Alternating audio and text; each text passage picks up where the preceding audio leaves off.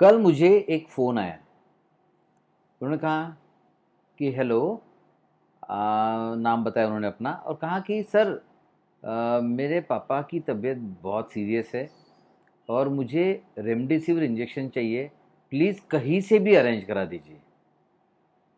अब आप देख रहे होंगे कि इस कोरोना काल में रेमडेसिविर जैसे कि एक भगवान बन चुका है।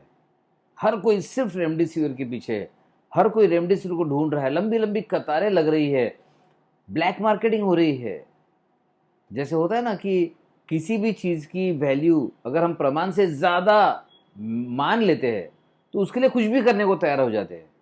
वैसे रेमडेसिविर के लिए जो इंजेक्शन अमूमन 5-5.5 हज़ार तक आ जाना चाहिए, उसकी प्राइस 15 हज़ार, 20 हज़ार, 25 हज़ार, 30, 40, 50, 55 हज़ार तक भी पता चली है। इनफैक्ट 55 हज़ार से ज़्यादा भी मार्केटिंग हुआ होगा उसका, ब्लैक मार्केटिंग। अब इतनी ज़्यादा मात्रा में क्यों? क्या हो गया ऐसा? जबकि मैंने रिसर्च जब किया, मैंने जब स्टडी करने की कोशिश की कि एग्जैक्टली रेमडेसिविर का क्या है सच। मैंने एक वीडियो भी बनाया था, रेमडेसिविर का काला सच। पर्पस ये नहीं था कि रेमडेसिविर को निगेटिव मोड में लाया जाए, नहीं, पर्पस ये है कि जो लोग दहशत में है कि रेमडेसिविर नहीं मिलेगा मिलेगा तो हमारे जो पेशेंट है, मरीज है, जो हमारे डियर एंड नियर है, वो तो बस बच ही नहीं सकते। ऐसा कुछ नहीं है। देखिए, मैं आपको भारत की साइकोलॉजी बताता हूँ। हमारे भारतवर्ष में एक साइकोलॉजी चलती है, ट्रेंड। आपने सुना होगा, ट्रेंड चलते हैं। शेयर मार्केट में चलते हैं ना ट्रेंड। मतलब अगर मार्केट गिरना शुरू हो जाए तो फिर किसी भी रीजन से गिरता है, और शेयर मार्केट बढ़ना शुरू हो जाए तो फिर किसी भी रीजन से बढ़ता है। या फिर एक थोड़ा सा कुछ रीजन मिल जाए, जैसे सपोज, थोड़ा सा नहीं, बड़ा रीजन पकड़ता हूं पहले। अब सपोज सरकार बदल गई, शेयर मार्केट गिर गया। कोरोना आ गया, शेयर मार्केट गिर गया।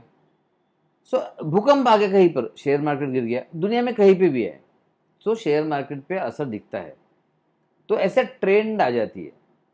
वैसे ही हमारी साइकोलॉजी में ट्रेंड होता है। कहते हैं ना, हर एक का जमाना होता है। वैसे ही हमने देखा है, एक मैंने पोस्ट बनाई थी कि फेक गॉडमैन करके, मतलब जो लोग खुद को स्वघोषित भगवान है, ऐसे बहुत सारे फ्रॉड भगवान इंडिया में बनते हैं, बनाए जाते हैं, बस लोगों की मानसिकता द्वारा। और यही जो मानसिकता है, तू चल मैं आया, या फिर भेड़ चाल, जहां सब जा रहे वहीं पे जाओ, या फिर भय, डर, किसी भी तरह का एक साइकोलॉजी के साथ ट्रेंड बन जाता है। वैसे ही रेमडेसिविर का डर की वजह से ट्रेंड बन गया, और रेमडेसिविर रेमडेसिविर देखते ही देखते एक भगवान बन गया। सबको ऐसा लगता है कि रेमडेसिविर मिल गया फिर तो काम हो गया, और रेमडेसिविर नहीं मिला फिर तो बस अब कुछ नहीं हो सकता। तो मैं आपको यहां पर बता दूं, ये सच्चाई नहीं है।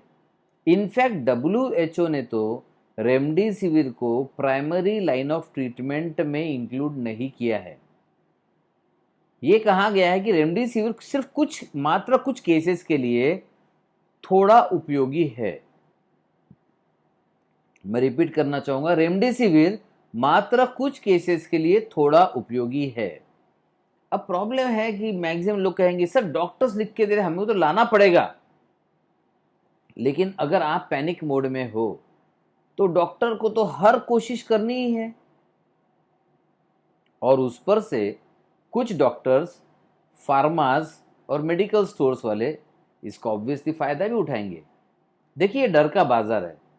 आप हर वक्त किसी और को ब्लेम करते नहीं रह सकते। आपको खुद पर थोड़ी जिम्मेदारी उठानी पड़ेगी। तो सबसे पहले एक साइंटिफिक अवेयर मैं फिर से करा दूं, रेमडेसिविर का रोल है 10 से 20%। चलिए थोड़ा ज़्यादा पकड़ लेते, 30%। बड़ी कोई लाइफ सेविंग ड्रग नहीं है। हाँ, रेमडेसिविर से फायदा होके कुछ जाने डेफिनेटली बच सकती है, लेकिन इतने लाखों की डेथ्स में रेमडेसिविर ने ये लाखों लोगों को बचा लिया होता अगर सही समय पे मिलता। ऐसा कुछ नहीं है।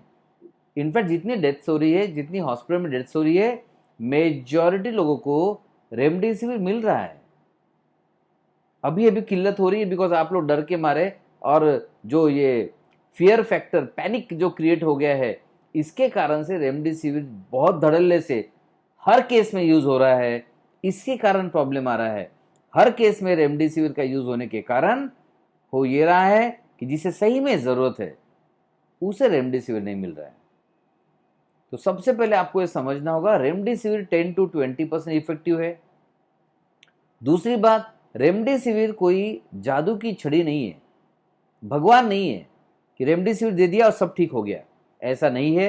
वो आपके डॉक्टर को पता है कि रेमडेसिविर के बिना भी क्या क्या किया जा सकता है और वो कोशिश करेंगे, इसकी मुझे पूरी गारंटी है। क्योंकि लोग तो कहते हैं कि डॉक्टर्स फ़ायदा उठा रहे हैं, फार्मा वाले फ़ायदा उठा रहे हैं, लेकिन मैं आपको बता दूं, मेजॉरिटी डॉक्टर्स आपके पेशेंट का इलाज उनको ठीक करने के लिए ही करेंगे, ये बात पक्की है। हाँ, कुछ डॉक्टर्स रहेंगे, जैसा हर प्रोफेशन में होता है, शायद इस प्रोफेशन में भी है। सो पहली बात, रेमडेसिविर भगवान नहीं है। दूसरी बात, रेमडेसिविर से हर कोई जादू की छड़ी की तरह ठीक नहीं हो रहा है। तीसरी बात, अगर रेमडेसिविर नहीं है तो भी अपने डॉक्टर पर भरोसा रखिए, कोशिश कीजिए, उनका सपोर्ट कीजिए और देखिए कैसे वो बेहतर इलाज के लिए इन्वॉल्व हो जाए आपके पेशेंट के साथ। अगर डॉक्टर बेहतर रिजल्ट के लिए कटिबद्ध हो जाए, बेहतर रिजल्ट के लिए ठान ले डॉक्टर, तो आपके पेशेंट में बेहतर से बेहतर क्या किया जा सकता है वो कर सकते हैं।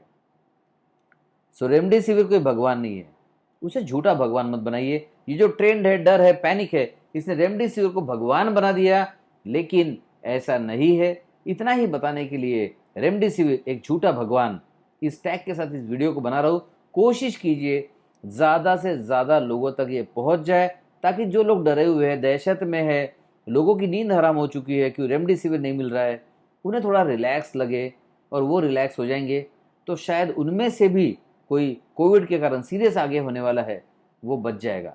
क्योंकि स्ट्रेस ज़्यादा खतरनाक होता है और रेमडेसिविर नहीं मिलने का स्ट्रेस साथ में गिल्ट फीलिंग भी देता है, वो और भी ज़्यादा खतरनाक होता है। सो उम्मीद करता हूँ कि ये वीडियो आप ज़्यादा से ज़्यादा लोगों तक पहुँचाएंगे और जितने ज़्यादा लोगों तक आप पहुँचाएंगे उनके लिए, उनकी मानसिक हालत को स्टेबल रखने के लिए आप मदद ही कर रहे होंगे। और ख़ासकर अगर ये वीडियो किसी पेशेंट ने देख लिया और उसे रेमडेसिविर नहीं मिल रहा है, वो रिलैक्स हो जाएगा। आज वो सोच रहा है कि रेमडेसिविर नहीं मिल रहा, मेरी तो कोई खैर नहीं, आपने शेयर कर दिया, उस तक पहुंच गया, वो सोचेगा अच्छा इतना ही था इफेक्ट, कोई प्रॉब्लम नहीं, अब मैं तो ठीक हो जाऊंगा चाहे रेमडेसिविर मिले या ना मिले। सो शेयर ज़रूर कीजिएगा। Thank you, bye bye.